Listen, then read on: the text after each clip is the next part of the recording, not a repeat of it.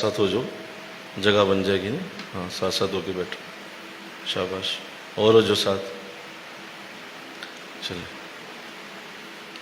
نہایت ہی معزز و محترم حاضرین و سامعین، الحمدللہ اللہ کے کلام مقدس کو ترجمے اور تفسیر کے ساتھ پڑھنے کی اس مبارک نشست میں اللہ نے مجھے اور آپ کو آج پھر یہ موقع عطا فرمایا ہے کہ ہم مل کے بیٹھے ہیں اور اس عظیم کلام کے اوپر کچھ وقت کے لیے غور کرنے کی توفیق نصیب ہوگی. جیسا کہ پچھلے جمعہ میں عرض کیا گیا تھا کہ حضرت ابراہیم علیہ السلام کی گفتگو کے اندر جو ارشاد فرمایا گیا کہ اللہ نے حشر کے دن کی بات فرمائی ہے کہ اس دن تمہیں نہ مال نفع دے گا نہ تمہیں بیٹے نفع دیں گے، ہاں جس کو اللہ نے سلامتی والا دل دیا وہ اس سے نفع دے گا. اس کے اوپر ہماری تفصیل سے بات ہوئی کہ سلامتی والا دل کیا ہوتا ہے، اس کے اوپر ہماری گفتگو ہو چکی ہے. آج انشاءاللہ اس سے اگلی آیات پڑھنے کی سعادت حاصل ہوگی. اللہ نے ارشاد فرمایا بسم اللہ الرحمن الرحیم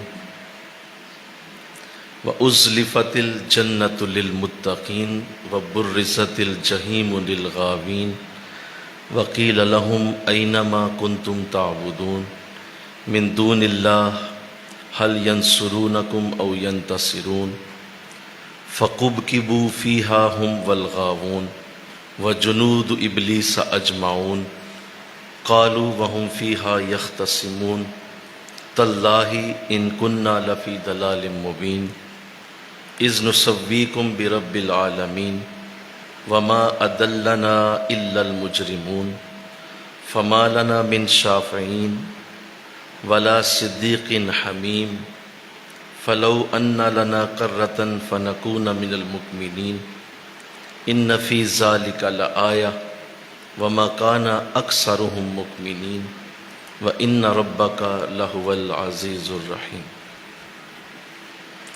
ترجمہ سنیے. وَأُزْلِفَتِ الْجَنَّةُ لِلْمُتَّقِينَ، جنت پرہیزگاروں کے قریب کر دی جائے گی. وَبُرِّزَتِ الْجَحِيمُ لِلْغَاوِينَ، اور بہکنے والوں کے لیے دوزخ ظاہر کر دی جائے گی. وَقِيلَ أَيْنَ مَا كُنْتُمْ تَعْبُدُونَ، اور کہا جائے گا انہیں کہ کہاں ہیں وہ جن کی تم پوجا کیا کرتے تھے. من دون اللہ، اللہ کو چھوڑ کر. هَلْ يَنْصُرُونَكُمْ أَوْ يَنْتَصِرُونَ، کیا وہ تمہاری کچھ مدد کر سکتے ہیں یا انتقام لے سکتے ہیں. فَكُبْكِبُوا فِيهَا هُمْ وَالْغَاوُونَ، پس اوندھے پھینک دیے جائیں گے اس میں وہ اور دوسرے گمراہ. وَجُنُودُ إِبْلِيسَ أَجْمَعُونَ، اور ابلیس کی ساری فوجیں. قَالُوا وَهُمْ فِيهَا يَخْتَصِمُونَ، اس حالت میں کہ وہ دوزخ میں جھگڑ رہے ہوں گے. تَاللَّهِ، خدا کی قسم، إِنَّا كُنَّا لَفِي ضَلَالٍ مُبِينٍ، ہم کھلی گمراہی میں گرفتار تھے. اذ نصفیکم برب العالمین، جب ہم تمہیں رب العالمین کے برابر بنائے ہوئے تھے. وما اضلنا الا المجرمون، اور ہمیں کسی نے گمراہ نہیں کیا مگر ان مجرموں نے. فما لنا من شافعین، تو آج ہمارا کوئی سفارشی نہیں ہے. ولا صدیق حمیم، نہ کوئی غمخوار دوست ہے. فلو ان لنا قرة فنکون من المؤمنین، اگر ہمارے اختیار میں ہوتا کہ ہم دنیا میں واپس چلے جائیں تو ہم ضرور اہل ایمان میں سے ہوتے. ان فی ذلک لآیہ، بے شک اس واقعہ میں عبرت کی نشانی ہے. وما کان اکثرهم مؤمنین، لیکن پھر بھی بہت سارے لوگ ایمان نہیں لائیں گے.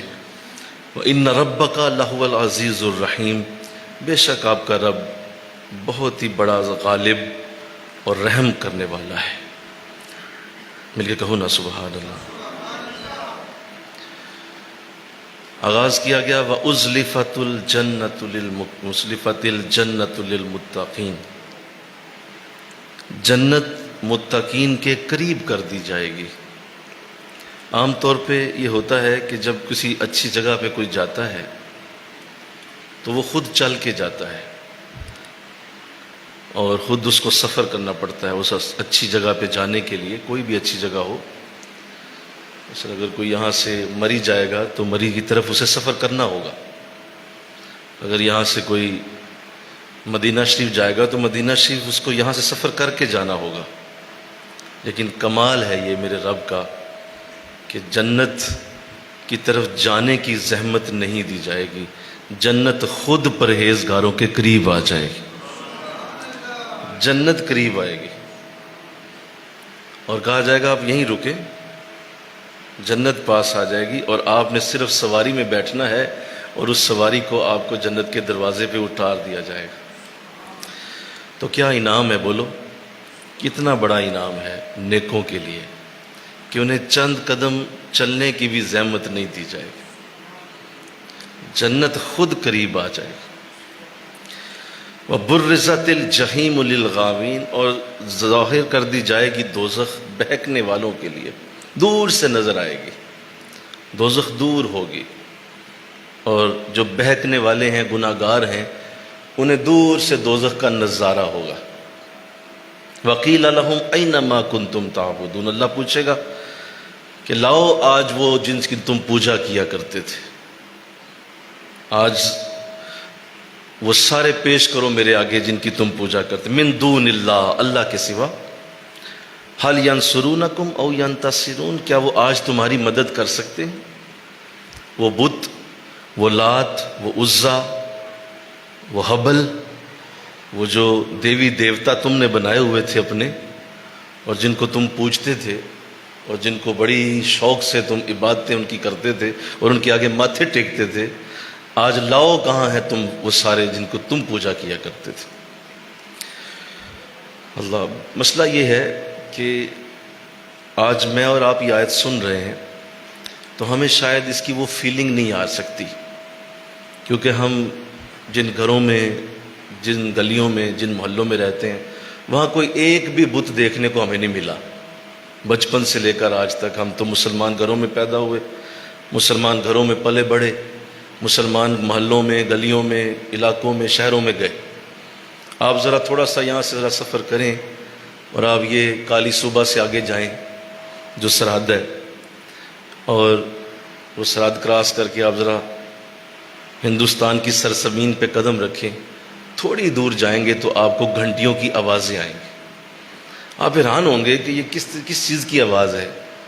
جب آپ غور کریں گے تو آپ کو نظر آئے گا کہ قریب ایک مندر ہے اور اس کے اندر بہت بڑا سا ایک بت پڑا ہے اور اس کے آگے لوگ ہاتھ باندھ کے کھڑے ہیں۔ تب اندازہ ہوگا کہ یہ آیت کیا ہے، تب پتہ چلے گا کہ اس آیت کی اصل میں برکت کیا ہے۔ ہم چونکہ اس ماحول میں نہیں ہیں، ہمیں یہ اندازہ نہیں ہے کہ کس حد تک آج بھی بت پرستی، آج بھی بتوں کی پوجا ہو رہی ہے اور آج بھی لوگ ان اپنے ہاتھوں سے بنائے ہوئے بتوں کے آگے سر رکھتے ہیں۔ آپ ذرا یہ تھوڑا سا جائیں تو صحیح، لاکھوں کروڑوں ہندو آپ کو نظر آئیں گے اور وہ بالکل نہیں مانتے، وہ کہتے ہیں یہی ہمارے خدا ہیں، وہ کہتے ہیں جو مرضی کر لو۔ ان کے سامنے قرآن کی آیتیں رکھیں، ان سے کہیں آپ سے پوچھا جائے گا کہ لاؤ وہ بت اور آج دوزخ تمہارے سامنے، کہا ہم مانتے نہیں تمہارے قرآن کو، ہم تمہارے ان الفاظ کو تسلیم ہی نہیں کرتے۔ تو اس لیے ہمیں ابھی شاید اس آیت کا وہ رخ پتہ نہیں ہے جو قرآن ہمیں دکھانا چاہتا ہے کہ یہ اتنا بڑا معاملہ ہوگا، یہ کتنی بڑی رحمت ہے کہ اللہ نے ہمیں مسلمان گھر میں پیدا کر دیا اور ہمارا باپ مسلم، ہماری ماں مسلم، ہمارے دادا مسلم، ہمارے دائیں بائیں لوگ مسلم، یہ کتنی بڑی رحمت ہے۔ اور وہ لوگ بیچارے کیا کہا جائے، باقی چلو اللہ کی تقسیم ہے، اللہ انہیں ایمان کی دولت عطا فرمائے، آمین کہو، اللہ ان کو بھی ایمان عطا فرمائے اور وہ بھی ایماندار بنے۔ لیکن یہاں قرآن واضح ہے کہ ہم پوچھیں گے کہ کہاں ہے وہ جس کی تم پوجا کیا کرتے تھے؟ لاؤ آج اپنے دیوی دیوتا، وہ تمہارے پربھو، وہ تمہارے جتنے بھی وہ تمہارے پروہت جن کو تم اپنے گھروں میں پوجا کے لیے رکھا کرتے تھے، چھوٹے چھوٹے بتوں کو، وہ بھی پیش کرو میرے آگے۔ آج ہے کوئی جو تمہاری مدد کر سکے؟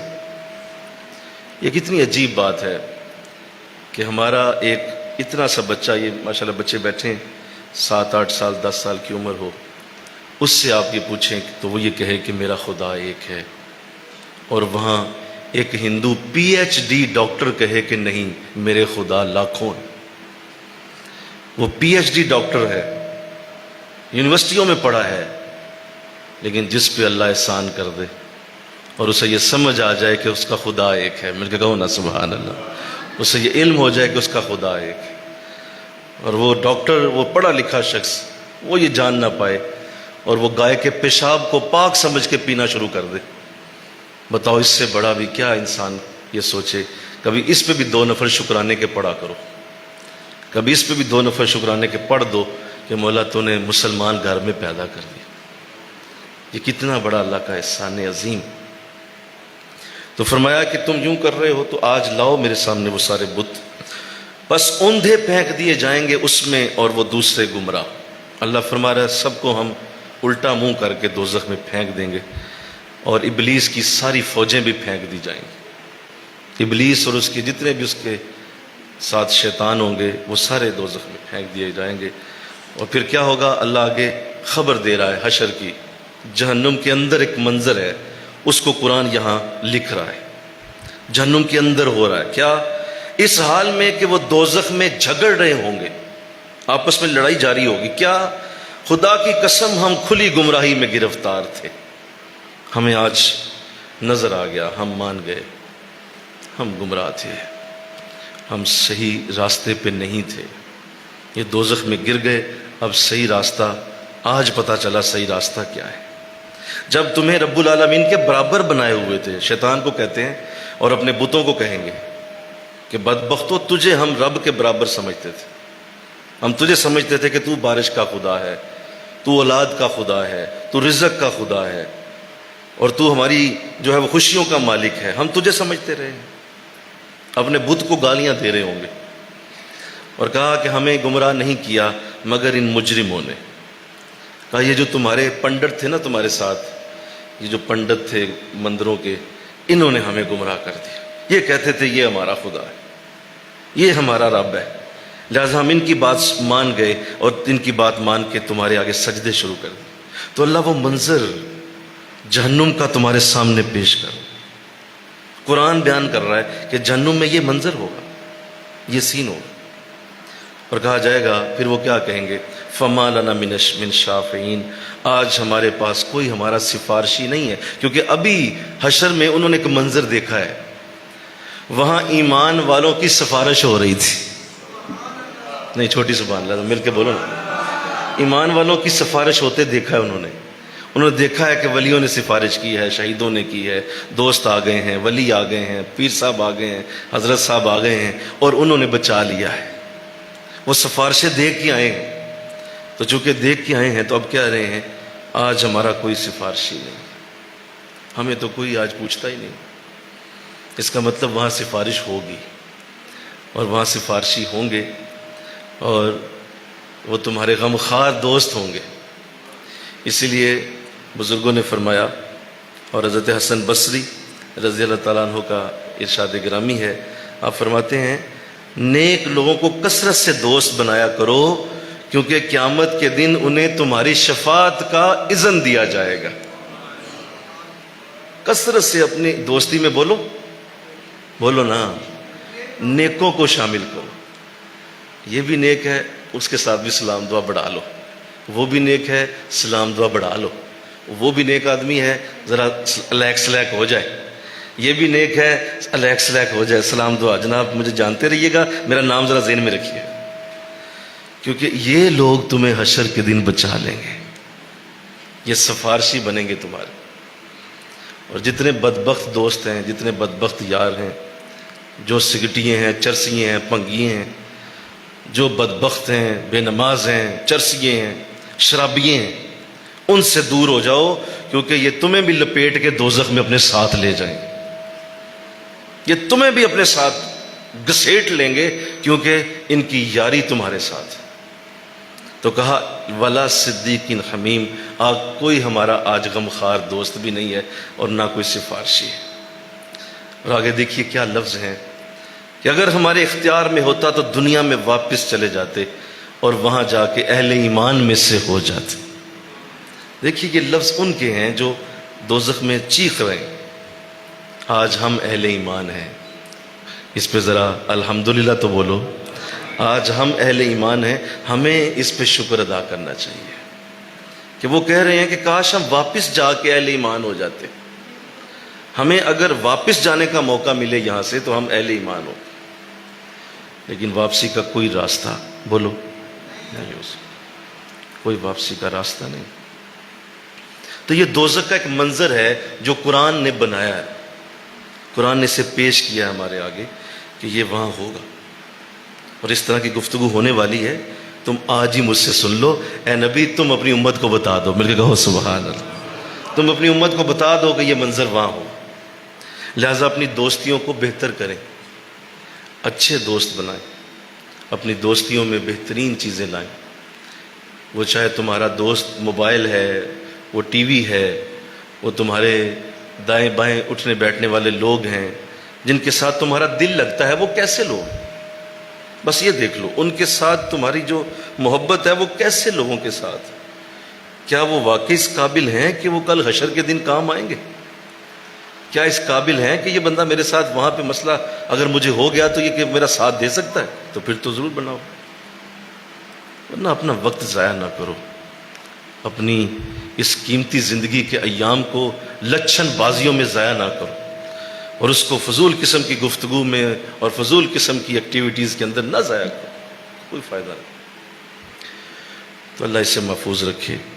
اور یہ جو ہمیں بتایا گیا آخر میں کہ دیکھیے کہ کیا وہ کہہ رہے ہیں کہ اگر اختیار میں ہوتا تو ہم چلے جاتے دنیا میں، لیکن وہاں کسی کو کوئی اختیار نہیں ہوگا۔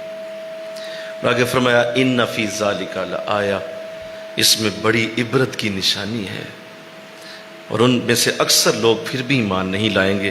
وَإِنَّ رَبَّكَ لَهُوَ الْعَزِيزُ الرَّحِيمُ، لیکن اے حبیب آپ کا رب پھر بھی بڑی رحمت والا ہے، ہم پھر بھی انہیں رزق دیں گے، ہم پھر بھی سورج کی روشنی دیں گے، ہم چاند کی چاندنی دیں گے، ہم ہواؤں کی ٹھنڈک دیں گے، ہم انہیں بھی اولادیں دیں گے، ان کی شادیاں بھی ہوں گی، ان کی بھی زندگی خوشحال ہوگی، کھائیں گے پئیں گے اٹھیں گے بیٹھیں گے، یہ سب کچھ دیں گے۔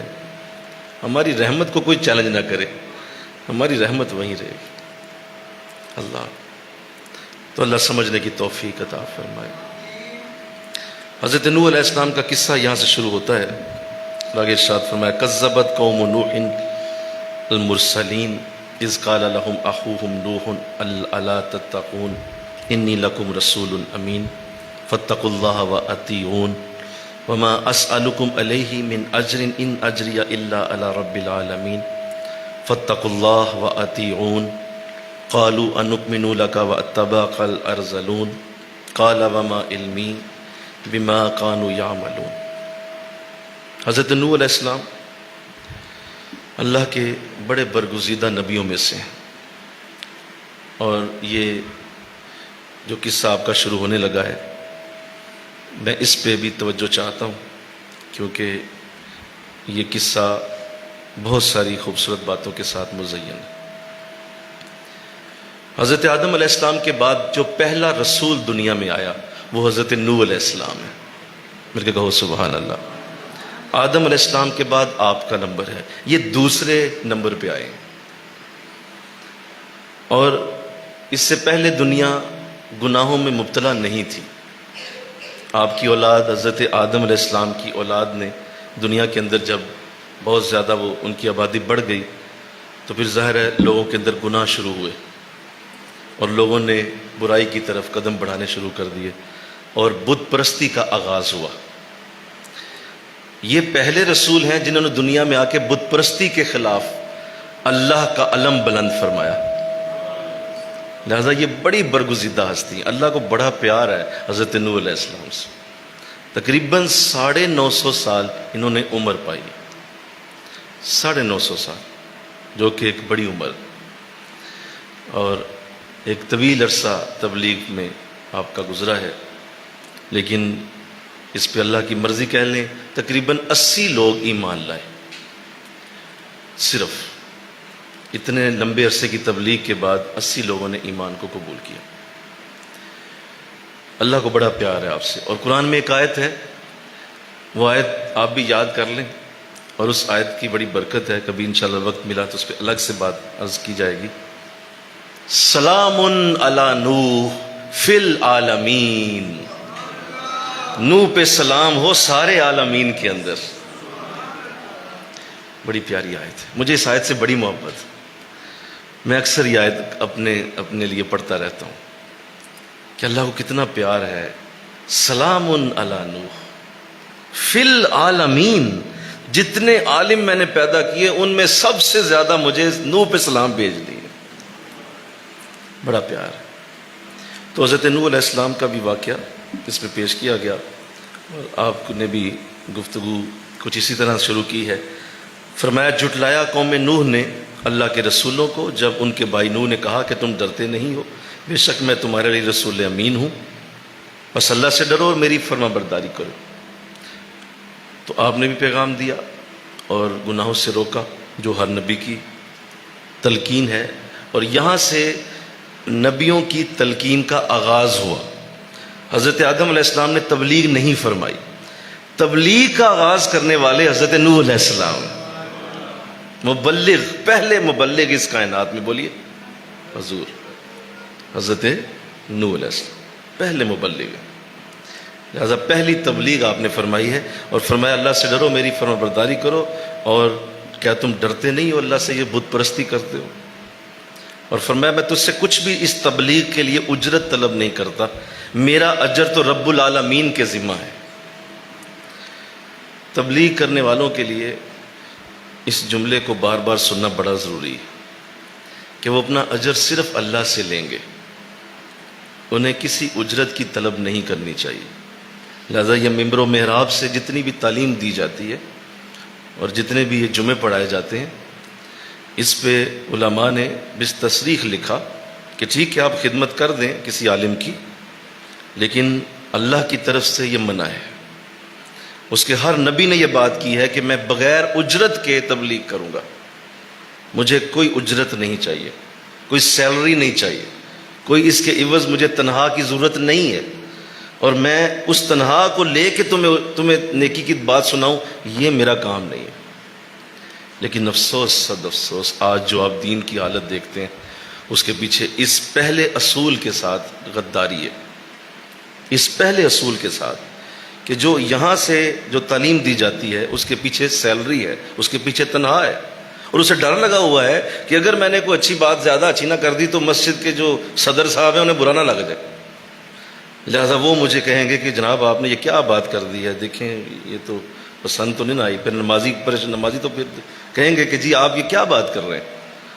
تو لہذا آپ پھر ایسا کریں کل سے نہ آئیں، ہم کسی اور امام کو رکھ لیتے. تو جب یہاں سے اس ڈر سے بات کی جا رہی ہوگی تو مجھے بتاؤ وہاں کیا اس تبلیغ میں اثر رہ جائے گا، اس تبلیغ میں کیا نور رہ جائے گا. اور پھر اسٹیجوں پہ جب بلائیں گے آپ، اور ساتھ یہ بات طے کرنی پڑ جائے گی کہ حضرت صاحب کتنے پیسے لیں گے اور کتنے آپ نے تقریر کے ہم سے طے کرنے ہیں، ذرا بتائیے نا. تو اگر یہ بات آپ کر رہے ہیں تو پھر بتاؤ آپ نے تو قرآن کی آیتوں کو بیچ دیا، آپ نے تو دین بیچ دیا. تو یہ وہ حالت ہے جس کے اوپر قرآن ایک اشارہ کر رہا ہے. مل کے کہو نا سبحان اللہ. ایک اشارہ دیا جا رہا ہے، ان کی زبان سے کہلوایا جا رہا ہے کہ تبلیغ کے ذمہ بھائی بات سن لو، کوئی اجرت نہیں تجھ سے لیتا. کوئی یہ نہ سوچے کہ کوئی مجھے کوئی یہاں پہ کوئی عزت دے گا تو ہم تبلیغ چھوڑ دیں گے، ہم یہ نہیں کریں گے. یہ بغیر اجرت کے ہوگی، اور اس کے اوپر پورا دھیان رکھا جائے. جو ایسا کرتا ہے اسی کی بات میں اثر ہے، باقی کوئی اثر نہیں ہے. نوٹ کر لو یہ بات، یہ ذہن میں بٹھا لو. اللہ اثر کھینچ لیتا ہے اس کی زبان سے جو کسی بھی عوض کے ساتھ اس نیکی کی بات کو کرے گا. دل کے اندر صرف اللہ اور رسول کی محبت لے کے اگر کوئی بات کرتا ہے تو اثر بھی ہوگا، ورنہ کوئی اثر نہیں. تو اللہ اس سے محفوظ کرے۔ آج جو اس امت کا حال ہو چکا ہے وہ آپ کے سامنے ہے، اپنے آپ کو اس سے محفوظ رکھو۔ اور جو دین کے پیامبر ہیں، یہ بچے یہاں بیٹھے ہوئے ہیں، آپ ماشاءاللہ دین سیکھ رہے ہیں سارے، تو آپ بھی اس بات کو ذہن نشین کریں، اور جو بھی اس منبر و محراب کا وارث بنے، کل کو اللہ جسے بھی سعادت دے، وہ اپنا علیحدہ کوئی ذریعہ معاش بنائے، اپنا علیحدہ کوئی کھانے پکانے کا ذریعہ بنائے، اپنی روٹی پانی علیحدہ رکھے، اس کام کو صرف اللہ اور اس کے رسول کی رضا کے لیے کرے، صرف اللہ کے لیے کرے کہ بھائی یہ میرا کام میرے رب اور رسول کے لیے۔ اور پھر جب ایسا نہیں ہوتا تو پھر وہ تباہی مچتی ہے جو آج آپ دین کی دیکھ رہے ہیں، جو آج دنیا میں حال ہو چکا ہے۔ اس کے پیچھے بہت بڑی وجہ ہم اماموں کا سیلریاں اور تنخواہوں پہ پلنے والا معاملہ ہے۔ یہ میرا مطلب نہیں ہے کہ امام کھائے گا کہاں سے، بھائی اس کو کوئی اور کام نہیں آتا، کتنا کچھ وقت لگتا ہے، جمعہ تم نے پڑھنا تو ہے ہی ہے تو پڑھا دو۔ پڑھنے اور پڑھانے میں فرق کتنا ہے بولیے نا، میں کوئی علیحدہ پڑھتا ہوں بولو نا، آپ کے ساتھ ہی پڑھتا ہوں نا، تو پڑھنا بھی ہے تو پڑھا دو۔ نماز ویسے بھی پڑھنی ہے بولیے نا، تو سارے بولو نا، تو پڑھا دو۔ مغرب ویسے ہی پڑھنی ہے تو بولو پڑھا دو۔ عشاء ویسے بھی پڑھنی ہے تو پڑھا دو۔ کوئی اور کام کرو، محنت کریں، کوشش کریں، اپنے آپ کی جان ماریں، رزق حلال کے اندر جب آپ کوشش کریں گے تو اللہ برکت دے گا۔ لیکن چونکہ ایسا نہیں کیا جاتا، فجر پڑھاتے ہیں، مجھے کہنے دیجئے، مجھے معاف بھی کر دیجئے اور مجھے معافی دے دیجئے ادارہ، فجر پڑھاتے ہیں، محترم سو گئے ہیں، اب زور تک ریسٹ ہے، کیا اب ریسٹ ہے جناب، اب زور تک سوئیں گے، ایش ہے، مسجد کا کولر چل رہا ہے، مسجد کے پنکھے چل رہے ہیں، محترم سوئے ہوئے، موج ہو رہی ہے، تھوڑا بہت کھا پی لیا، کوئی لسی شسی چائے لی، پھر سو گئے، پھر زہر کے وقت اٹھے محترم، زہر پڑھائی، پھر اس کے بعد پھر جناب ریسٹ ہو رہا ہے، تھوڑا بہت ٹھیک ہے، چند بچے آگے انہیں پڑھا لیا، ان کو دیکھ لیا بس، اور مسجد کی انتظامیہ کے پیچھے جوتے ہلاتے پھرتے رہے اور ان کے ساتھ ساتھ یوں ہی چلتے رہے جیسے ان کے نوکر اور خادم اور غلام ہیں، اور مسجد کے چودھری صاحب جو ہیں وہ بہت بڑے کوئی مبلغ اور عالم دین ہیں، اور علامہ صاحب ان کے پیچھے پیچھے جا رہے ہیں۔ یہ جو جب سے حالت ہوئی ہے، آج دین کی حالت آپ کے سامنے ہے، ایسا نہیں ہونا چاہیے، انشاءاللہ تو کہو نظرہ سارے، کیوں نہیں ہونا چاہیے؟ اس کائنات کا سب سے بڑا امام حضرت محمد رسول اللہ صلی اللہ علیہ وسلم، آپ نے ایسا نہیں کیا، فجر پڑھائی، فجر تک اشراق تک مسجد میں بیٹھے، اشراق کے نفل پڑھے، اور اس کے بعد آپ اپنی گھر گئے، کھانا استعمال فرمایا، آپ مزدوری کے لیے نکل گئے۔ مل کے کہو نا سبحان اللہ۔ تو کون ہے؟ کون ہے تو؟ جو رسول کے طریقے پہ نہیں چلتا وہ کیسے امام ہے؟ وہ کس طرح کا امام ہے؟ مزدوری کی ہے، زہر تک مزدوری فرمائی ہے، پھر زہر پڑھائی ہے، مل کے کہو نا سبحان اللہ، پھر اگر مزید مصروفیت ہے تو پھر عصر تک بھی کیا ہے، اور پھر عصر کے بعد آپ کا طریقہ تھا کہ عصر کے بعد آپ کوئی کام نہیں کرتے تھے، اس کے بعد آپ وفود سے ملتے تھے، جو لوگ ملنے آتے تھے آپ سے، جو دور دراز سے آتے، انہیں وقت دیا جاتا تھا کہ عصر کے بعد مسجد نبوی ملاقات ہوگی، تو حضور عصر کے بعد وہاں بیٹھتے تھے۔ یہ تھا حضور کا دن۔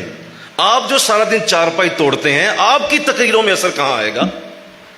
آپ کی نیکیوں میں اثر کہاں رہے گا جب حضور کے دن کے ساتھ آپ کا دن میچ ہی نہیں کرتا؟ آپ کی زندگی حضور جیسی نہیں ہے تو کیسے امامت کا اثر آئے گا؟ حضرت نوح فرما رہے ہیں کہ میں طلب نہیں کرتا تم سے اس تبلیغ کے سے یہ کوئی اجرت، میں کوئی اجرت طلب نہیں، مجھے کہنے دیجئے بڑا ہی برا حال ہے، بہت ہی برا حال۔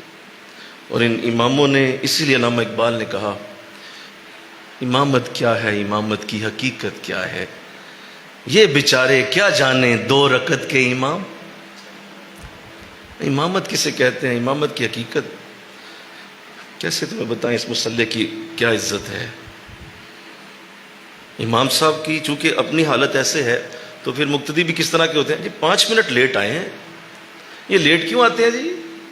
پھر باتیں ہیں، پتہ ہو کہ بھائی جس نے پڑھنی ہے پڑھے، نہ پڑھنی ہے نہ پڑھے، میری جانے بلا، اس لیے کہ اللہ کے کرم سے خود اپنا کھاتا ہوں، اپنا پیتا ہوں، کسی کا غلام اور نوکر نہیں ہوں.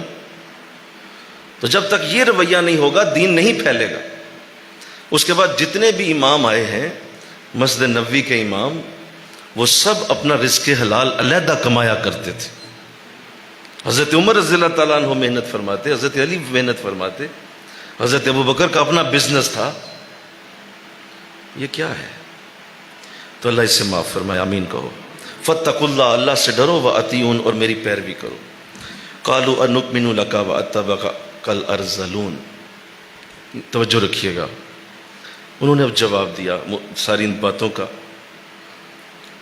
جو قوم کے رئیس تھے، ظاہر تکلیف تو ہوتی ہے پھر، اور اس امت کا اور قیامت تک کے جتنے بھی نیک لوگ آئیں گے اور ان کی تبلیغ جب بھی ہوگی، سب سے زیادہ جو تکلیف ہوتی ہے نا جس طبقے کو، وہ امیر طبقہ ہے. غریب تو بڑی جلدی مان جاتے ہیں، مل کے کہو نا سبحان اللہ، وہ تو بڑی جلدی چل پڑتے ہیں. غریبوں کو تو منانا مشکل نہیں ہوتا. یہ جو امیر طبقہ ہے نا، جن کے پیٹ بھرے ہوتے ہیں، جن کی جیبیں بھری ہوتی ہیں، اور جن کے معاملات کے اندر اتنی آسانیاں ہوتی ہیں، وہ کہتے ہیں ہماری عیش ختم کر رہا ہے یہ بندہ، یہ تو ہماری عیاشی ختم کر رہا ہے. لہذا وہ پھر خلاف ہوتے ہیں. اور وہ قوموں کے رئیس کھڑے ہو گئے، کہا ایمان لائیں تجھ پر، حالانکہ تمہاری پیروی صرف گھٹیا لوگ کر رہے ہیں. ذرا بولو نا بھائی، میں نے کیا بولا؟ گھٹیا لوگ. قرآن کہہ رہا ہے یہ جو گھٹیا لوگ تم نے ساتھ بٹھائے ہوئے ہیں نا، یہ غریب غربا سارے تم نے اکٹھے کر لیے ہیں، یہ ہیں تمہارے ساتھ ایمان لانے والے. ہم امیر لوگ، ہم بڑے لوگ. تو قرآن ایک اشارہ کر رہا ہے کہ اللہ ہمیں اس سے محفوظ کر لے، آمین کہو. کبھی بھی غریبوں کو حقارت کی نظر سے نہ دیکھنا، کسی غریب کو حقیر نظر سے نہ دیکھنا. آج ویسے نا سچی بات بھی یہ ہے کہ آج غریب کا غریب ہی دشمن ہے. کوئی غریب بھی غریب کے ساتھ نہیں بیٹھنا چاہتا. جی غریب بھی غریب کے ساتھ نہیں بیٹھنا چاہتا، اسے غریبی سے ویسے ہی نفرت ہے. حالانکہ یہ اللہ کا نظام ہے. اللہ جسے چاہے امیر کرے، جسے چاہے غریب کر دے. یہ تو اللہ کی طرف سے ہے. وہ جسے چاہتا ہے مال دے دیتا ہے، جسے چاہتا ہے غریب کر دیتا ہے. یہ تو اس کی طرف سے. لیکن کبھی بھی اپنی زندگی میں وہ دن نہ آئے تمہاری، انشاءاللہ کہو ذرا سارے، کسی غریب کو حقارت کی نظر سے نہ دیکھنا. اور کبھی یہ نہ کہہ بیٹھنا کہ یہ گھٹیا آدمی، یہ نیچ ذات کا ہے، یہ نیچ ہے مجھ سے، یہ چھوٹا ہے، میں بڑا ہوں. تو قرآن کہہ رہا ہے کہ ان ظالموں نے جو پہلا اعتراض کیا تھا نوح علیہ السلام کے ماننے والوں پہ، کہ یہ گھٹیا لوگ ہیں جو تم پہ ایمان لائے کے بیٹھے ہوئے. لہذا ان کے پاس ہم آئیں، ہم بڑے لوگ ان غریبوں کے پاس آ کے بیٹھے. تو اللہ اس سے محفوظ کرے. آج ہمارے اس معاشرے میں کچھ یہ بھی رویے ہیں، کچھ ایسے رویے بھی ہیں. پہلے مجھے یاد ہے بچپن میں ہم دیکھا کرتے تھے کہ محلے ہوتے تھے، تو ان محلوں میں نا ہر گلی میں کچھ امیر لوگ ہوتے تھے، اور ان امیروں کا کام یہ ہوتا تھا کہ وہ غریبوں کے سروں پہ ہاتھ رکھتے تھے، اور غریبوں کے گھروں میں روٹیاں پہنچانا، غریبوں کے گھروں میں مدد کرنا، وہ کیا کرتے تھے. لیکن آج حالات بدل گئے ہیں. آج امیروں نے اپنی سوسائٹیاں ہی علیحدہ بنا لی ہیں کہ کوئی غریب نظر ہی نہ آئے، کوئی غریب نظر نہ آئے. دائیں محترم بٹ صاحب ہیں، کروڑ پتی ہیں. بائیں محترم شیخ صاحب ہیں، ارب پتی ہیں. پیچھے محترم مغل صاحب ہیں، وہ تو فیکٹری اونر ہیں. سامنے محترم جو ہے بٹ صاحب ہیں، چٹھا صاحب ہیں، جی وہ تو کسی بڑے محکمے میں بڑے افسر ہیں. غریب نظر ہی نہ آئے کہیں پہ. ایسی سوسائٹیاں بناؤ جہاں صرف امیر بیٹھے ہوں. ایسا کیا ظلم ہو گیا آج معاشرے پہ، کس طرح کی حالت ہو گئی کہ غریبوں کو تو ویسے ہی پتہ ہی کاٹ دیا لوگوں نے، دور کر دیا.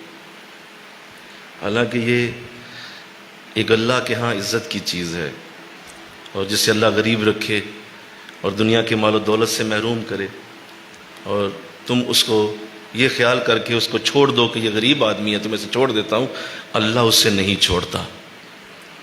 اللہ غریبوں کے ساتھ جو محبت کرتا ہے، اور اس کا رسول جو غریبوں سے پیار کرتا ہے، وہ تو ایک الگ کہانی. ارشاد فرمایا آقا دو جہاں صلی اللہ علیہ وسلم، جان عالم صلی اللہ علیہ وسلم فرماتے ہیں، اے اللہ مجھے غریبوں میں زندہ رکھ. ذرا سبحان اللہ تو بولو یار، مجھے بولیے، مجھے غریبوں میں زندہ رکھ اور مجھے غریبوں میں ہی موت عطا فرما. ہم بھاگتے پھرتے ہیں کہیں غریبی نہ آ جائے. یہ چند دن ہوتے ہیں، یہ کوئی زیادہ لمبا نہیں ہوتا، تھوڑے دن ہوتے ہیں، اس کے بعد اللہ کھول دیتا ہے حالات. یہ ساری نسلیں غریب تو نہیں ہوتی نا، کسی کی ایک نسل غریب ہوگی تو اگلی امیر ہو جائے گی. بولو نا. ایک آیت ہے قرآن میں، تلک الایام نداولھا بین الناس، میں رب ہو کے لوگوں کے درمیان دنوں کو پھیرتا رہتا ہوں. آج اچھے دن تمہارے پر ہیں تو اچھے دن اس پہ بھی آئیں گے، پھر اچھے دن اس پہ بھی آئیں گے، اس پہ بھی آئیں گے. ہم پھیرتے ہیں دنوں کو لوگوں کے درمیان. یہ تمہارے اوپر مستقل نہیں رہیں گے. اگر آج غریبی کے دن ہے تو امیری آئے گی، اگر امیری ہے تو بولو غریبی آئے گی. ہم پھیرتے رہیں گے. لہذا یہ ہماری عادت ہے. تو غریبوں کو اس طرح سے ایک رویہ رکھنا، یہ ہمارے دین کا مزاج نہیں، ہمارے دین کے اندر یہ نہیں. اور پھر حضور اسلام نے ارشاد فرمایا، میری امت کے غربا، سنو یہ حدیث، میری امت کے غربا جنت میں امیروں سے 500 سال پہلے چلے جائیں گے. 500 سال کا فرق پڑے گا جنت میں جانے میں. کیوں؟ دنیا میں نہ اتنا تھا، نہ اتنا استعمال کیا، جتنا تھا بس اسی پہ گزارا کیا. اللہ کی بارگاہ میں جب پہنچے گا، سوال جواب کے لیے پوچھا جائے گا تو وہ اپنی دامن کو اٹھا کے جھاڑ دے گا، مولا نہ پہلے تھا نہ آج ہے. کس بات کا حساب لیتا ہے؟ پہلے بھی کچھ نہیں تھا، آج بھی کچھ نہیں ہے، کیا حساب دوں؟ جواب دیا جائے گا، میرے بندے نے کم پہ گزارا کیا، جاؤ آج ہم اس کی تھوڑی نیکیوں سے خوش ہو جاتے ہیں، لے جاؤ اسے جنت. تو غریب کی تو بن گئی. کتنے سال ہیں؟ 60-70 سال ہیں. اس میں سے بھی آدھے گزر گئے ہوئے ہیں، زیادہ تر کے جتنے میرے سامنے بیٹھے ہیں، بلکہ زیادہ تر کے تو 80% گزر گئے ہیں، زیادہ تر کے تو 90% گزر گئے ہیں، تھوڑے سے رہ گئے ہیں تو ختم بس کہانی. اس کے بعد آگے اللہ جو اصل زندگی دینے والا ہے وہ تو آگے ہے. تو اس لیے غریبی کو اس طرح کا انداز بنا کے چھوڑ دینا کہ نہیں یہ غریب آدمی ہے، تمہیں غلط فہمی ہو گئی ہے، غریبی یہ نہیں ہوتی. تو حضور اسلام سے صحابہ نے پوچھا، حضور پھر غریب کون ہے؟ فرمایا غریب وہ ہے جو حشر کے دن اپنی نیکیاں لے کے آئے گا. ایک شخص آئے گا اور وہ کہے گا تم نے گالی دی تھی، یہ 1000 نیکی مجھے دے دو، اس کا عوض یہ ہے. وہ 1000 نیکی لے کے بھاگ جائے گا. ایک آئے گا، تم نے دھکا دیا تھا، یہ 2000 نیکی اس کا عوض ہے. وہ 2000 نیکی لے کے نکل جائے گا. تم نے میرا حق مارا تھا دنیا میں، میرے پیسے مارے تھے واپس نہیں دیے، اس کی بجائے 1,00,000 نیکی دے دو. وہ 1,00,000 ہی نیکی لے کے نکل جائے گا. اس طرح جب وہ ہوتا جائے گا، ایک وقت آئے گا اس کی نیکیاں ختم ہو جائیں گی. لیکن وہ لوگ جن کے ساتھ اس نے دنیا میں زیادتیاں تکلیفیں دی ہوں گی، وہ آتے جائیں گے، وہ کہیں گے ہمیں دو. تو وہ کہے گا میرے پاس تو نیکی کوئی نہیں، میں کیا دوں اب تمہیں؟ تو اللہ کی طرف سے جواب آئے گا، اسے کہو کہ اس کو اپنے گناہ اس کے سر پہ ڈالتے جاؤ. وہ جو لینے آئے گا وہ اپنے گناہ اس کے سروں پہ ڈال دے گا. یا 2000 گناہ میرا لے لے تو، وہ لے لے گا. یہ 10,000 اور لے لے، یہ 20,000. جس کی کروڑ نیکیاں ہوں گی، ایک وقت آئے گا اس کے اوپر کروڑ گناہ لادے پڑے ہوں گے. فرمایا یہ ہے غریب میری امت کا. سمجھتے ہو بات؟ او بولو، سنا تم نے غریبی کیا ہے؟ سمجھ آ گئی ہے؟ یہ غریبی ہے کہ وہاں حشر میں نیکیاں ختم ہو کے بولو گناہ. اسے غریبی کہتے ہیں. ہم نے ہر شے کو روکڑے سے جوڑا ہوا ہے. روکڑا، کرنسی، مال، پیسہ، ریال، درہم، ڈالر. اور یہ غریبی نہیں ہوتی، یہ تو اللہ کا نظام ہے. اللہ جسے چاہے جیسے چاہے بنائے. غریب یہ ہے جو حضور نے بتایا. تو اب اس کو جج کرنا چھوڑ دو، انشاءاللہ کہو یہ غلطیاں نہ کرنا، اور کسی کو اس حوالے سے چھوٹا سمجھ کے کہ یہ تو غریب کا گھر ہے. ایسا نہیں ہے. غریبوں کے گھروں میں جو برکتیں ہیں امیروں کے پاس کہاں؟ یہ سجدوں کی رحمتیں امیروں کے پاس کہاں؟ یہ رکوعوں کے مزے امیروں کے پاس کہاں؟ یہ جو آنکھوں سے آنسو برستے ہیں یہ امیروں کے کب نکلتے ہیں؟ کب نکلتے ہیں؟ نہیں، بڑا مشکل ہے. سارے عثمان غنی جیسے تھوڑی ہوتے ہیں. مل کے کہو نا سبحان اللہ. جن کے پاس دولت بھی ہو اور رونا اتنا تھا کہ روزانہ داڑھی آنسوؤں سے بھیگتی تھی، اور آپ اپنی داڑھی کو پانی سے صاف کیا کرتے تھے، آنسو کو نکالا کرتے تھے، اتنا روتے تھے. اور دولت اتنی تھی کہ جدھر قدم اٹھاتے دولت پیچھے پیچھے چلتی تھی. سارے عثمان غنی جیسے تھوڑی ہوتے، یہ فرعون ہوتے ہیں زیادہ تر، دولت آنے کی دیر ہے فرعون بن جاتے ہیں، بندے کو بندہ نہیں سمجھتے، کسی کو جو ہے وہ اپنا ہم سر نہیں جانتے، کہتے ہیں ہمارے جیسا کون. تو اللہ ایسی امیری سے ہمیں محفوظ کرے، آمین کو.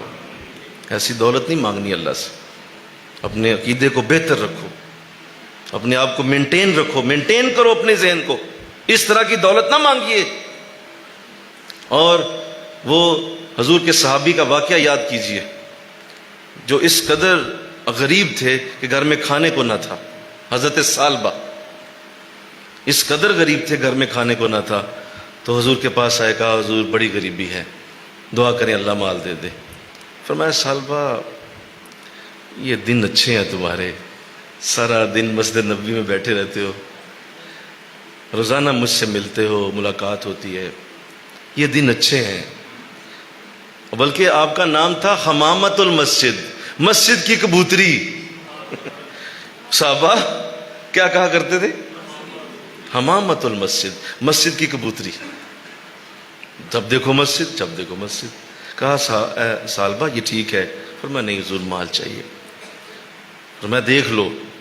فرمایا ہاں حضور مال. تو حضور اسلام نے اپنے ہاتھ اٹھا دیے. مل کے کہو نا سبحان اللہ. جان عالم کے ہاتھ اٹھے، مولا سے مال قبول ہو گئی، مال بڑھ گیا. ظاہر ہے حضور کی دعا ہوئی. چند بکریاں تھیں، اللہ نے برکت دی، 2 سے 4 ہوئیں، 4 سے 40 ہوئیں، 40 سے 400 ہوئیں، 400 سے 4000 ہو گئی. یعنی مہینوں میں 4000 بکریاں. وہ اتنا زیادہ ہو گئیں کہ مدینہ میں رہنا مشکل ہو گیا، ان کو پالنے پوسنے، ان کے سارے معاملات کرنے کرانے میں نمازیں بھی جانے لگیں. مسجد نبوی میں جو ہر وقت پائے جاتے تھے اب کبھی کبھی آتے تھے. 1-2 بار جمعہ بھی نظر نہ آئے تو حضور نے پوچھا کہ کہاں ہے ثعلبہ؟ فرمایا حضور وہ بکریاں لے کے جا رہے تھے ادھر. اچھا جمعہ؟ کہا کہہ رہے تھے میں راستے میں کہیں پڑھ لوں گا. جمعہ بھی گیا. تو ایسی دولت نہیں مانگنی، بولیے نا. پھر حضور نے پوچھا ایک بار تو کہا حضور تو مدینہ سے باہر شفٹ ہو گئے، بکریاں زیادہ ہو گئی تھی تو وہاں انہوں نے فارم بنا لیا تو وہیں رہتے ہیں. فرمایا اچھا چلو. سال ہو گیا تو فرمایا جاؤ جا کے اس سے زکوٰۃ کا کہو، اس سے کہو کہ اب تم مالدار ہو تو زکوٰۃ دو. زکوٰۃ کے لیے جب وہ صحابہ گئے تو بڑا استقبال کیا. کہا جی بڑی خوشی ہوئی، آپ حضور کے نمائندے ہیں، اللہ نے بڑا دیا ہے، بڑی اللہ نے رحمت کی ہے، بس میں ذرا حساب کتاب کر لوں کیونکہ مال کافی ہے، تو مجھے وقت دے میں حساب کتاب کروں کچھ. تو بس میں آیا اور آپ پہنچے، آپ کے پیچھے پیچھے حاضر ہو جاؤں گا. وہ چلے گئے، آ کے حضور کا پیغام دیا کہ حضور وہ کہہ رہا ہے کہ میں ابھی آیا. اب حضور اسلام کی زبان اقدس سے کیا نکل گیا؟ وہ کبھی نہیں آئے گا. ایسا مال مانگتے ہو؟ بولو نا. ایسا پیسہ چاہتے ہو؟ ایسی امیری چاہتے ہو؟ وہ کبھی نہیں آئے گا. صحابہ خاموش ہو گئے. واقعی وہ دن گزر گیا، وہ نہیں آیا. اگلے دن حضور نے پھر بھیجا، کہا جاؤ اسے دوبارہ یاد کراؤ، کل تمہاری حاضری نہیں ہوئی. وہ دوبارہ گئے. صحابہ کہا کہ آپ حضور کی بارگاہ میں حاضر نہیں ہوئے. اوہو میں بھول گیا، بس میں آیا ابھی نا، بس میں حاضر ہوا. لیکن نہیں آئے. تیسرے دن جب گئے تو صحابہ کے کہتے ہی کہتے ہیں یہ کیا، یہ کوئی میرے اوپر ٹیکس ہے کوئی؟ یہ بار بار آپ آ جاتے ہیں. میں آیا نا، بس میں کہہ جو دیا صاحب کتاب کر کے بس پہنچا. یہ کوئی مطلب میرے اوپر کوئی جرمانہ ہے؟ ایسا لفظ بولا. صحابہ خاموشی سے آ گئے، حضور کو بتا دیا. حضور خاموش ہو گئے، کوئی جواب نہیں، کوئی گفتگو نہیں کی. تو اگلے دن وہ آگے لے کے مال جو بھی تھا حضور کی خدمت میں حاضر ہوا. کہا حضور میں حاضر ہوا، کچھ دن پہلے نہیں آ سکا تھا.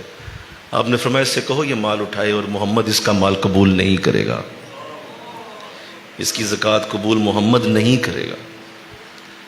اس نے بڑا رولا ڈالا، بار بار معافی تلافی پاؤں.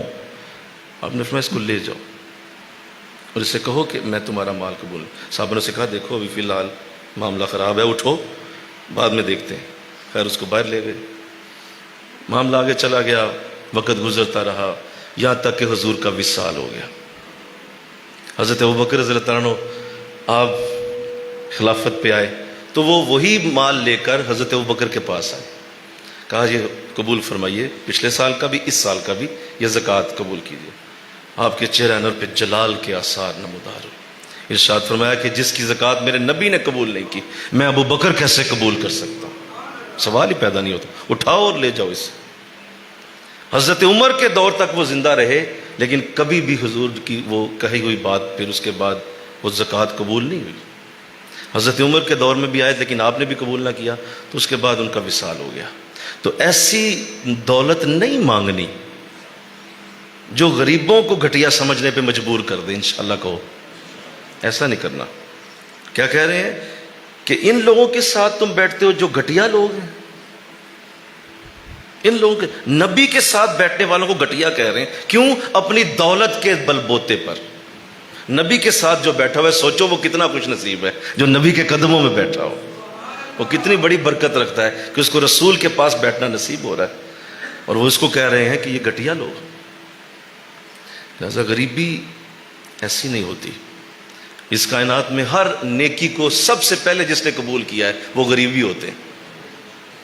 مسجد میں آ کے ہوتے ہیں صف آرا تو غریب، نام لیتا ہے اگر کوئی ہمارا تو غریب، زحمت روزہ کرتے ہیں گوارا تو غریب، عمراء مست ہیں نشہ دولت میں غافل ہم سے، دین قائم ہے غرباء کے دم سے۔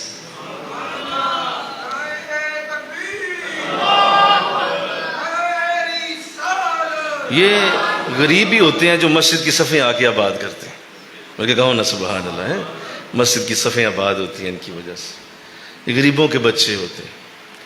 اور وہ اصحاب صفہ آئے، ان میں سے کون تھا جو کروڑ پتی تھا، ارب پتی تھا؟ کوئی ایک دکھائیں۔ 70 کے قریب اصحاب صفہ، سارے غریب، کسی کا باپ کو نہیں، کسی کی ماں کو نہیں، کسی کی بہن کو نہیں، کسی کا بھائی کو نہیں، کسی کا کوئی بھی نہیں، وہ صرف حضور کے دم پہ چل رہا ہے۔ وہ سارے غریب لوگ تھے، اور صحابہ بیٹھتے تھے حضور کے پاس، اصحاب صفہ۔ اللہ، بلکہ جب حضور سورہ کہف میں موجود ہے کہ جب یہ رئیس آئے حضور کے پاس بھی، تو یہی بات وہاں بھی ہوئی تھی، یاد کریں ذرا، یہی بات کی تھی کہ یہ جو آپ کے قریب بیٹھے ہوئے تھے ان کی پسینے کی بدبو بڑی آتی ہے، ہم ان کے پسینے کی بدبو ہے، تو آپ انہیں ذرا دور کریں تاکہ ہم شریف، ہم جو خوشبو میں بسے ہوئے، اچھے کپڑے پہنے ہوئے، یہ جو ہم آتے ہیں نا، ہمیں ذرا جگہ چاہیے آپ کے پاس بیٹھنے کو، آپ کے پاس یہ سارے غریب بیٹھے ہوتے ہیں، انہیں ذرا دور کیجیے۔ اب یہ لفظ جو ہی انہوں نے کہے، حضور سے جواب پہلے دینے سے پہلے اللہ نے جبریل کو بھیجا، فرمایا جبریل جاؤ قرآن کی آیتیں لے جاؤ، اور میرے نبی سے کہہ دو کہ اگر آپ نے ان سے نظریں ہٹائی نا تو آپ ظالموں میں سے ہو جائیں گے۔ کیا لفظ ہے؟ کیا حضور ظالم ہو سکتے تھے؟ استغفر اللہ، کیا آقا دو جہاں ظالم ہو سکتے؟ اس قدر غریبوں سے پیار ہے اللہ کو، مل کے کہو سبحان اللہ، اتنا غریبوں سے محبت، اگر آپ نے نظریں ہٹائیں تو آپ ظالموں میں سے ہو جائیں۔ اور ان کا چہرہ دیکھتے رہیے، ان کی طرف غور سے دیکھتے رہیے، ان سے نظریں نہ ہٹائیے۔ یہ میرے بندے جو غریب ہیں یہی تو میرا نام لیتے ہیں محبت سے، یہ باقی تو بیٹھے ہوئے ہیں جو پیسوں والے ہیں، یہ تو فیکٹری بچانے آیا ہوا ہے، یہ نماز پڑھنے نہیں آیا ہوا، وہ تو اپنی دولت کو بچانے کے لیے وظیفہ پڑھ رہا ہے، وہ تو اپنے جو قرضے چڑھے ہوئے ہیں اسے اتارنے کے لیے آپ سے قرضے کا وظیفہ لینے آیا ہوا ہے۔ اس کو مجھ سے پیار نہیں ہے، یہ بلال ہے جو مجھ سے محبت کرتا ہے، یہ سعد ہے جو مجھ سے پیار کرتا ہے، یہ ابو ہریرہ ہے جو میرے ساتھ عشق کرتا ہے۔ ان کو اپنے پاس سے اٹھائیے گا نہیں ورنہ ظالموں میں سے ہو جائے۔ تو بتائیے حضور نے کتنی محبت کی ہوگی۔ اسی لیے بزرگوں نے کہا نا، نیویں آندھا پرونا ہے میرا نبی، ذرا کہہ دو یار، نیویں آندھا پرونا ہے میرا نبی، پھر کہو نا، نیویں آندھا پرونا ہے میرا نبی، کوٹھیاں تے چڑھے، کوئی نہیں گئے حضور ادھر کوٹھیاں والے کو، نہ نیور، نیویں آندھا پرونا ہے میرا نبی، نیویں ہو جاؤ حضور آ جائیں گے تمہارے پاس۔ یہ حضور کا طریقہ ہے، حضور غریبوں کو پسند کر۔ آپ کی امت میں آج بھی 90% غریب ہیں، 10% ہے جو امیر لوگ ہوں گے، باقی تو غریب ہیں بیچارے، صبح کھائی شام کا پتہ نہیں، شام کھائی صبح کا پتہ نہیں، بچے کیسے پل رہے ہیں، دن رات کیسے ہو رہی، کوئی علم ہی نہیں۔ اللہ، وہ صحابی رسول، ہائے بڑی پیاری حدیث، جان عالم صلی اللہ علیہ وسلم فرماتے ہیں وہ صحابی رسول فجر کی نماز ہوتی جلدی چلے جاتے، دعا نہیں مانگتے تھے، دعا کے بغیر ہی اٹھ کے چلے جاتے ہیں۔ صحابہ نے حضور کو بتا دیا کہ حضور یہاں ایک عجیب معاملہ پیش آ رہا ہے، یہ صحابی ہیں آپ کے لیکن یہ اٹھ کے چلے جاتے ہیں۔ کہا کیسے؟ کہا فجر کی نماز سلام پھرتی ہے، یہ پیچھے سے ہی چلے جاتے، دعا نہیں کرتے، حالانکہ آپ کی دعا اس کائنات کی سب سے بڑی دعا ہے۔ ہم تو ساری رات انتظار کرتے ہیں کہ حضور کے ساتھ ہمارا دعا کا موقع بنے، تو یہ چلے جاتے۔ فرمایا اس کو کل روکنا۔ اگلے دن فجر ہوئی تو حضور کے کہنے پہ صحابہ نے اسے اشارہ کر دیا کہ بھائی تو بیٹھ، حضور نے بلایا تجھے۔ وہ بیٹھ گئے۔ بعد میں حضور نے بلا کے پوچھا کیا بات ہے، کیوں چلے جاتے؟ پتہ چلا ہے دعا بھی نہیں مانگتے آپ۔ اور میں حضور بالکل میں اس پہ معافی بھی چاہتا ہوں، لیکن حضور میرے بچے زیادہ ہیں، مال کم ہے، میں لوہے کا کام کرتا ہوں اور جہاں میری دکان ہے اس کے ساتھ اور دکانیں بھی ہیں، مجھے جا کے جلدی کھولنی اس لیے ہوتی ہے کہ اگر میں تھوڑی سی دیر کر دوں تو میرے گاہک ساتھ والی دکانوں پہ چلے جاتے ہیں، میرے بچوں کی روٹی ہے، میرے بچوں کی روزی، میرے بچوں کا وہ جو روٹی روزی کا نظام ہے وہ وہاں سے چلتا ہے، تو حضور اس لیے جلدی چلا جاتا ہوں۔ لیکن اگر آپ حکم کرتے ہیں کل سے نہیں جاؤں گا، مجھے معاف کر دیں۔ فرمایا نہیں صحابی، تو محنت کے لیے جاتا ہے، اپنے بچوں کے لیے، تو اپنی غریبی کے لیے، اپنے بچوں کی محنت کے لیے تو کوشش کر رہا ہے، اچھا ایسا کر ذرا ہاتھ تو آگے کر۔ جب ہاتھ آگے کیے تو دونوں ہاتھ ایسے آگے کیے نا تو ہاتھوں پہ چنڈیاں پڑی ہوئی تھی، لوہے کا کام کرتے تھے نا، چنڈیاں پڑی ہوئی۔ صحابہ نے دیکھا کہ حضور نے دونوں ہاتھوں کو یوں پکڑا اور اپنے لبوں سے لگا کے چوم لیا دونوں ہاتھ۔ مجھے کوئی حدیث دکھائیں جہاں حضرت ابوبکر کے ہاتھ چومے حضور نے، کوئی ایک حدیث دکھائیں۔ حضرت عمر کے ہاتھ چومے ہیں تو ایک غریب کے ہاتھ چومے ہیں۔ اور پھر اگلا جملہ جو لفظ زبان سے نکلے وہ اتنے خوبصورت ہیں۔ ارشاد فرمایا کہ اے وہ شخص جو اپنے بچوں کی روٹی کے لیے محنت کرتے ہو، جو ریڑھی لگاتے ہو، جو مزدوری کرتے ہو، جو بچوں کی روزی کے لیے محنت کر رہے ہو، سنو کہ تو جو کر رہا ہے یہ کام، کہ تو جو اللہ کے اس جو ہے وہ نظام کے اندر جو نیکی کر رہا ہے، اب سن کہ جب اللہ نے مجھے اپنا بنایا تو کیا بنایا؟ انا حبیب اللہ، میں اللہ کا حبیب ہوں، لیکن اے محنت سے روٹی کمانے والے تو بھی حبیب اللہ ہے، تو بھی اللہ کا حبیب ہے، تو بھی اللہ کا حبیب۔ تو اس سے بڑی اور کیا بات سنائے؟ آئیں آخری بات، پھر بات اور ہوگی۔ حضور کی سیرت میں ایک واقعہ ملتا ہے، ایک نوجوان، وہ بھی غریب تھا اور جوانی کی عمر تھی لیکن غربت بہت زیادہ تھی۔ حضور کے پاس اکثر آتے، پیچھے بیٹھتے تھے، آگے نہیں آتے تھے۔ ویسے بھی ہمارے دور میں بھی کچھ ایسا ہی ہے، غریب پیچھے ہی بیٹھتا ہے اور کہتے ہیں جن پیچھے ہی باؤ۔ امیروں کو آگے جگہ دی جاتی ہے، پیر صاحب کے پاس بھی امیر لوگ بیٹھے ہوں گے، غریبوں کو کہا جائے گا کہ آپ پیچھے بیٹھ کے نا وظیفے پڑھیں، اور امیروں کو آگے پیر صاحب بٹھائیں گے۔ تو یہ طرز عمل مناسب نہیں ہے۔ حضور نے دیکھا کہ وہ اکثر پیچھے بیٹھتے ہیں، تو نا آپ نے غریب بلا لیا، آواز دی، کہا میرے پاس آؤ۔ بلکہ کہو سبحان اللہ۔ وہ صحابی اٹھے اور حضور کے پاس آ گئے، بالکل واجبی سے کپڑے پہنے ہوئے ہیں۔ حضور نے پوچھ لیا، فرمایا کیسے حالات ہیں آج کل؟ اس نے جو ہی یہ کہا، حضور کی بارگاہ سے جب اس نے سنا تو اس کی آنکھوں سے آنسو نکل آئے۔ اس نے کہا حضور غریبوں کے حال کا کیا پوچھتے ہیں آپ؟ غریبوں کے حال کو کیا پوچھنا؟ ہمیں تو یہ بھی علم نہیں ہے کہ زندگی کدھر کو جا رہی ہے، صبح کب ہوتی ہے، شام کب ہوتی ہے، حضور یہ بھی نہیں جانتے۔ تو آپ نے میرا حال کیا پوچھا؟ حضور بس اللہ کا فضل ہے، آپ کی زیارت ہو جاتی ہے، بڑی سعادت ہے، بس آپ کے قریب بیٹھا ہوا ہوں، اس سے بڑی اور کیا برکت۔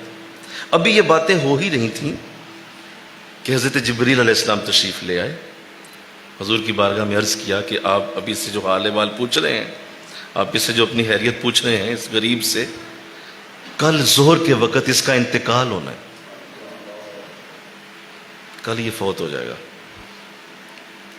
اب جب حضور نے سنا تو آپ نے اس پہ ظاہر نہیں ہونے دیا، اور بڑی خوشی سے اس کو پوچھا، اچھا صحابی چلو وہ تو مجھے پتا ہے کہ تیری زندگی ایسی ہی ہے، لیکن کوئی حسرت ہو تیری تو بتا، کوئی دل میں خیال ہے تو بتا، کیا چاہتا ہے کہ ہو جائے؟ پتا تھا نا کل فوت ہونے والا ہے. تو اس نے کہا حضور میری حسرتیں اتنی کہ ہر حسرت پہ دم نکلے، بہت نکلے میرے ارماں پھر بھی کم نکلے. فرمایا حضور بڑی حسرتیں ہیں، کیا بتاؤں آپ کو، لیکن آپ نے پوچھ لیا ہے تو 2 حسرتیں ہیں. ایک تو یہ کہ میں نے کبھی میٹھا نہیں کھایا،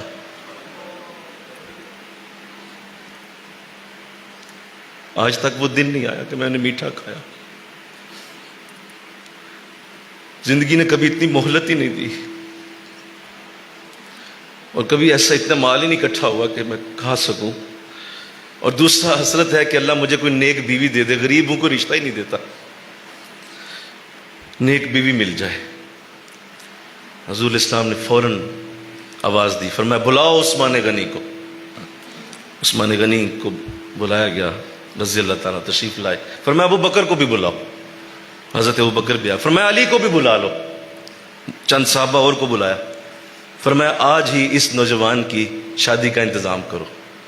اے عثمان آپ اس کے کپڑوں کا انتظام کریں، ابو بکر آپ کھانے پینے کا انتظام کریں، علی آپ چارپائیاں انتظام کریں، مہمانوں کی آمد ہوگی، شادی کا آج شام تک انتظام مکمل کیا جائے. اور نوجوان تو بتا تو کس سے شادی کرنا چاہتا ہے؟ تو اس نے کہا کہ حضور میرے چچا کی بیٹی ہے، لیکن وہ چچا میں غریب ہوں نا تو میری طرف دیکھنا بھی گوارا نہیں کرتا. فرمایا بلاؤ اس کے چچا کو. وہ آ گئے. حضور کا زبان سے جملہ کیا نکلا؟ فرمایا اے شخص یہ تیرا بھتیجا ہے؟ کہا جی میرا بھتیجا ہے. فرمایا تو میرا امتی ہے کہ نہیں؟ کہا جی ہوں. کہا یہ بھی میرا امتی؟ کہا جی ہے. کہا سن میں نے تیری بیٹی اس کو دے دی، تیری بیٹی اس کے ذمہ کر دی. اس نے کہا حضور اگر آپ نے دی ہے تو میرے لیے خوشی کی بات، سعادت ہے. نکاح ہو گیا. حضور نے مسجد نبوی میں نکاح پڑھایا. مل گیا ہو نا، سبحان اللہ، کیا خوش نصیبی. اور دونوں کا نکاح ہوا. ایک صحابی سے پوچھا بھائی پتہ چلا تیرا گھر خالی ہے تو کیا دیو گے، اپنا گھر دو گے مجھے؟ اس نے کہا حضور گھر تو کیا جان و مال حاضر ہے آپ کے لیے، میرا گھر بھی حاضر ہے، میری جان بھی حاضر ہے آپ کے لیے. فرمایا ہمیں عطا کرو. اس بچے سے کہا کہ تم اپنی بارات اس گھر میں لے جاؤ. اس گھر میں پہنچو گے تو وہاں جا کے عزت سے رہو. اور جب بارات مسجد نبی سے روانہ ہوئی تو حضور کی آنکھوں میں آنسو بہہ رہے تھے کہ کل اس نے فوت ہو جانا اور اس کی تو زندگی کل تک ہے. لیکن خیر وہ چلا گیا. جب وہ چلا گیا نا تو آپ کے ایک صحابی پاس کھڑے تھے، اس کو بلایا. فرمایا کل جانا ظہر کے وقت اور اس کے گھر کے آگے پیچھے ذرا پھرتے رہنا اور سننا اندر سے جب رونے کی آواز آئے تو مجھے بلا لینا. اس نے کہا جی ٹھیک ہے. اگلا دن آیا ظہر کے وقت، وہ وہاں پہنچے، گلی میں 2-4 چکر لگائے لیکن کوئی آواز نہیں. جو ہی اندر سے قریب سے گزرے تو اندر سے ہنسی کی آواز آئے، خوشی کی آواز آئے، کہکہوں کی آواز آتی ہے. حیران ہوئے کہ حضور نے تو کہا تھا رونے کی آواز آتی ہے آئے گی، لیکن کوئی نہیں. عصر تک وہاں رہے لیکن کوئی نہ. عصر کے نماز میں پہنچے. فرمایا حضور میں تو دیکھ آیا لیکن ایسا کچھ نہیں ہے، کوئی رونے کی آواز نہیں آئی. جب نماز عصر پڑھائی نا حضور نے تو حضور سجدے میں چلے گئے. اللہ کی بارگاہ میں عرض کی کہ مولا یہ کیا معاملہ بنا، تیری بارگاہ سے مجھے جبریل نے بتایا کہ ان کا وصال ہوگا تو یہ تو ٹھیک ہے اور عصر ہو گئی ہے. تو جواب آیا کہ اے میرے نبی میرا جبریل سچ کہتا ہے، وہ جو کہتا ہے وہ درست کہتا ہے. وہ صحیح کہہ رہا تھا کہ ظہر کے وقت اس کا انتقال تھا. لیکن جب دونوں میاں بیوی رات کو بیٹھے اور جو آپ نے وہ میٹھا حلوہ بنا کے بھیجا تھا نا، کہ یہ کہتا تھا کہ اس نے میٹھا کبھی نہیں کھایا، تو وہ میٹھا حلوہ جب اس کے سامنے آیا اور وہ دونوں کھانے لگے تو باہر ایک غریب نے دستک دے دی. اس نے کہا میں بھوکا ہوں. تو اس غریب نے یہ سوچ کر کہ میرے پیٹ میں نہیں جاتا تھا مجھے کتنی درد ہوتی تھی، تو باہر غریب ایک آیا ہے جس نے بیوی سے پوچھا کہ مجھے ویسے میٹھا بڑا پسند ہے اور پہلی بار حضور کے در سے آیا ہوا میٹھا تو میں ضرور کھاتا، لیکن باہر ایک غریب آ گیا، تو اگر کرم اور فضل مجھے اجازت دو کہ میں اسے دے دوں. اس بیوی، وہ نیک بیوی تھی، اس نے کہا لے جاؤ دے دو اسے. تو وہ حلوہ جب اس غریب کو دیا نا تو اس کی زبان سے نکل گیا کہ اے شخص اللہ تیری لمبی عمر کر دے، اللہ تیری عمر لمبی کر دے، اللہ تجھے خوشیاں دے، اللہ تجھے اور آباد کرے. تو خدا کی قسم، مجھے میرے رب کی قسم سنو، یہ لفظ میری زبان سے اگر تمہارے دل پہ آج نقش ہو جائیں، کسی غریب کی دعا لوگے نا تمہاری تقدیر بھی بدل دی جائے گی. جواب آیا کہ اے میرے رسول سن، میری تقدیر میں یہی لکھا تھا، اگلے دن ظہر میں اس کا وصال تھا، لیکن اس غریب کی زبان سے نکل گیا کہ تیری عمر لمبی ہو جائے، میں نے اس کی دعا قبول کر کے اس کی عمر کو بڑھا دیا، اس کی عمر زیادہ ہو گئی۔ نہ سمجھو کسی ایسے غریب کو، گزرتے ہوئے کو، اس کی زبان سے جو نکل گیا تیری تقدیر بدل دے گا۔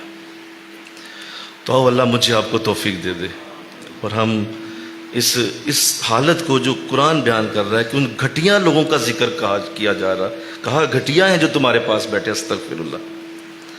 تو قرآن یہ بیان کر رہا ہے کہ ایسے الفاظ تم نے نہیں بولنے، یہ الفاظ تمہارے ذہن میں نہ کہیں آ جائیں کسی شخص کے لیے، کوئی بھی ایسا شخص جو دنیا میں ہو۔ تو حضرت نوح علیہ السلام نے جب یہ سنا تو آپ نے منع کیا، فرمایا نہیں، انہیں نہیں میں اٹھا سکتا، اور یہی حضور کو کہا گیا تھا کہ یہ جو آپ کے قریب ہیں انہیں نہ اٹھائیے گا اپنے پاس۔ میں یہیں پہ بات ختم کر کے آپ کے دامن میں یہ چیز ڈالتا ہوں، اپنی اولادوں کی تربیت بھی ایسے کریں انشاءاللہ۔ کہو ذرا، ان کے اندر بھی یہی چیزیں ڈالیں، قرآن کا نور ان کے اندر ڈالیں، اور سنائیں ان کو قرآن اس طرح۔ یہ ہے قرآن جو تمہیں بتاتا ہے کہ ہو کیا رہا ہے اور کس طرح زندگی گزارنے کے انداز ہونے چاہیے۔ تو اللہ مجھے آپ کو غریبوں کی محبت عطا فرمائے، اور اللہ ہم کو ایسے ہی دنیا میں رکھے۔ وما علینا الا البلاغ، سنتے ادا فرمائے۔